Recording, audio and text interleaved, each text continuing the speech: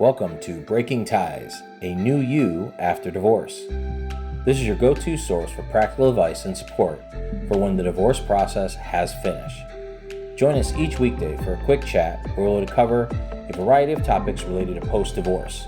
Together, we'll explore the emotional, financial, and legal aspects of life after divorce and help you find the best path forward for you and your family. Here's your host and Certified Divorce Financial Analyst professional, Mike Fulkerson. Hi, and welcome back to Breaking Ties, a new you after divorce. I'm your host, Mike Fulkerson, financial advisor and certified divorce financial analyst professional. And today we're going to talk about a topic that's pretty challenging, dealing with a difficult ex-spouse. So let's explore some strategies to navigate this challenging terrain and focus on creating a new you after divorce is finalized. First, it's critical to establish boundaries with your ex-spouse. Clearly define the boundaries of your post-divorce relationship and determine what communication is necessary for co-parenting and stick to those essential conversations. Communication is widely considered to be key, but it must be healthy and respectful. You want to maintain open lines of communication focused on really the well-being of the children. Now, if there aren't any kids, then your communications are going to be different, if at all. Keep the conversations concise, child-centered when you have children, and avoid unnecessary personal details or emotions. You could also consider using written communication. So if face-to-face or phone interactions with your ex-spouse are particularly difficult, opt for written communication through email or messaging. This allows for a more thoughtful and control exchange of information. A little empathy goes a long way. So trying to understand your ex-spouse's perspective and acknowledge their feelings without necessarily agreeing with them. Empathy can create a more cooperative atmosphere and foster better communication potentially. If things are difficult, then, maintaining that support system you set up, surrounding yourself with, friends, family, or a support group who understand the difficulties you're facing. Having a support system can provide emotional comfort and a sounding board for navigating those difficult situations. While you can't control your ex-spouse's behavior, you can control your reactions to it. So we want to focus on our reactions and then choose responses that are calm, collected, and don't escalate the situation. This can contribute to a more positive and manageable co-parenting relationship as well. Now, we really want to document important information.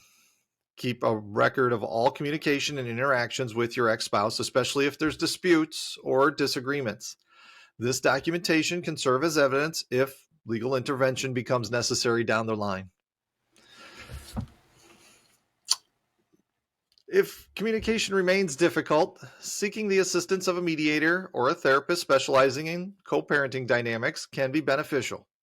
A neutral third party can help facilitate healthier communication and provide guidance on navigating challenges. We also want to set realistic expectations. Understand that your ex-spouse may not change overnight. Not likely, right?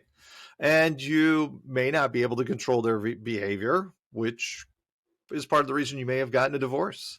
Now, setting realistic expectations can help you approach the situation with a more balanced mindset, though. Having a detailed parenting plan in place for when you have kids often helps reduce conflicts by clearly outlining expectations, responsibilities, and schedules. So a well-crafted plan can serve as a reference point for both parties. Don't underestimate how the parenting plan can help you. And then lastly, let's know when to disengage. In some situations, disengaging from unnecessary conflicts or arguments is really the best course of action.